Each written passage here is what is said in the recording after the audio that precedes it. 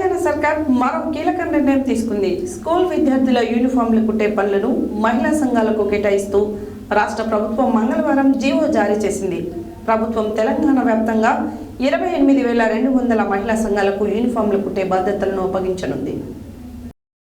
తెలంగాణ సర్కార్ మరో కీలక నిర్ణయం తీసుకుంది. స్కూల్ విద్యార్థుల యూనిఫామ్లు కుట్టే పనులను మహిళా సంఘాలకు కేటాయిస్తూ రాష్ట్ర ప్రభుత్వం మంగళవారం జీవో జారీ చేసింది.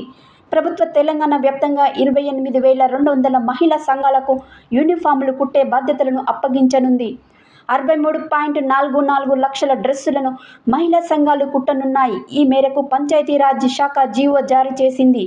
ఆయా జిల్లాల పరిధిలో డిపార్ట్మెంట్ల వారీగా ఎన్ని స్కూల్ యూనిఫారంలు కుట్టించాలనే వివరాలను జిల్లా కలెక్టర్లు రూపొందించాలని సూచించారు.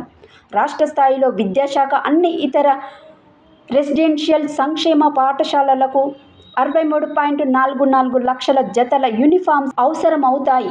ఈ యూనిఫామ్స్ను 45 రోజుల్లో కుట్టించాల్సి ఉంటుంది.